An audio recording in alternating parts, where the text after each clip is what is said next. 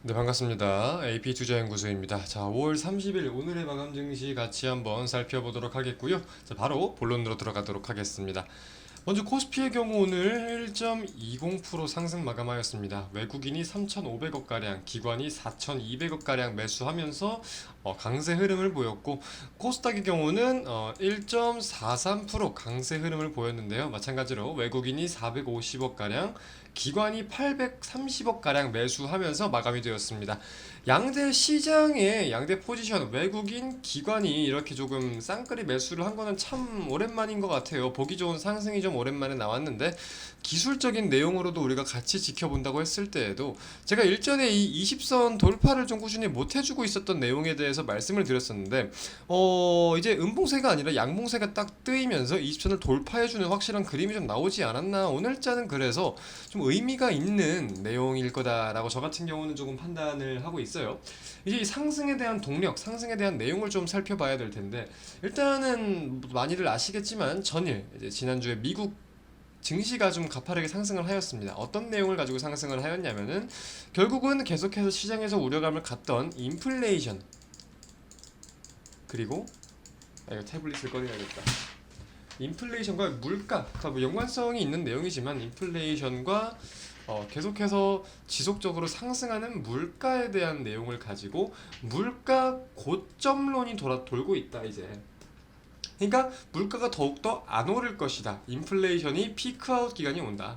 고점을 찍고 하락하는 기간이 온다. 이런 식으로 조금 언급이 되면서 글로벌 시장의 전반적인 투자 심리가 조금 더 강세를 보이는 요인, 일단 우리가 가장 크게 생각을 해볼 수 있을 것 같고요. 또 이제 6월 1일로 예정되어 있는 중국 상하이의 봉쇄 해제에 대한 기대감입니다. 봉쇄 해제, 이제 내일 모레예요. 봉쇄 해제. 코로나로 봉쇄가 되어 있던 도시를 이제 해제한다는 기대감이 점차 조금 시장에 반영이 되고 있다. 여기에 따른 경기가 다시금 부상할 수 있는 그런 가능성과 기대감까지도 우리는 지금 좀 알고 있어야겠죠. 자, 그리고 이제 이런 내용들을 지금 보면서 우리가 같이 봐야 되는 게, 저는 환율이라고 생각을 해요. 환율이 지난주부터 해가지고 계속해서 좀 약세를 보이면서 점차 이렇게 상승을 하는 흐름보다는 다시금 안정화 흐름을 보여주려는 그런 모습들을 보이고 있어요. 인플레이션 둔화 가능성이 다시금 점차 올라오다 보니까 환율이 상대적으로 약세를 보이고 있는 흐름인 거고, 거기에 대해서 우리가 따져봐야 되는 게, 외국인이, 자, 이 정도는 아시죠? 외국인이 환율이 올라가면은 매도를 하고 환율이 떨어지면 매수를 한다. 이런 간단한 원리에 대해서 우리가 생각을 해봤을 때, 환율이 점차 떨어지다 보니까, 그리고 시장의 기대감이 올라가다 보니까 외국인의 매도 압박은 줄어들고 매수하는 흐름이 점차 강해지는 내용에 대해서 좀 생각을 해볼 수가 있을 것 같습니다. 근데 이제 환율이 지금 좀 떨어지고 있다고 해서 무작정 더 떨어질 거다라고 생각을 하는 거는 섣부른 판단일 수 있고, 최근에 계속해서 QT 좀 많은 내용이 오갔었던 양적 긴축에 대한 내용, 양적 축소에 대한 내용이라고 표기해야겠죠. 이 축소에 대한 내용이 결국은 6월 달부터 본격화되기 때문에 환율의 추가적인 하락 가능성이 막 80% 90% 높지만은 않다. 물론 가능성이 있긴 있겠지만 우리가 여기에 대해서 막연한 100%에 대한 기대감을 갖기는 어려운 상황이다라고 생각이 들어요. 하지만 점차 조금 이제 급등락에 대한 요소가 좀 꺾이고 이제 안정화를 좀 보여주면서 장기화, 제가 사실 금리 인상에 대한 내용, 그리고 인플레이션에 대한 내용, 굉장히 오랜 시간 시장을 힘들게 했던 내용이기 때문에 차트만 봐도 알겠지만 계속해서 우리가 반영을 해온 내용이잖아요. 뭐 금리 인상에 대한 내용은 작년 뭐 여름 때부터 돌던 내용이기 때문에 계속해서 반영이 되어 있는데, 거기에 대해서 우리가 반등 랠리, 투자 심리가 지금 결국 살아나는 게 보이는데, 거기에 대해서 반등 랠리가 이어질 수 있겠냐에 대한 관점을 가지고 시장을 지켜보는 관점이 지금으로서는 가장 안전하고 명확할 수 있겠다라고 생각을 해볼 수가 있을 것 같습니다. 자, 오늘의 특징주들 좀 살펴보도록 하겠습니다. 오늘의 특징주들 좀 살펴볼 텐데, 일단은 전일 미국 증시에서 인플레이션 정책론, 아까 말씀드린 내용을 가지고 대형주들 그리고 기술주들이 꽤나 강세를 보였어요. 뭐 엔비디아나 애플은 미국 시장에서 굉장히 큽니다. 한국의 삼성전자라고 생각을 하시면 돼요. 이런 종목들이 강세를 보였기 때문에 국내 대형주들도 좀 상승 탄력이 괜찮았는데 뭐 삼성전자가 2%대 강세, SK하이닉스 이런 것도 1%대 0.94% 그리고 뭐 카카오, 네이버 이런 플랫폼 관련주들도 꽤나 강세를 보였습니다.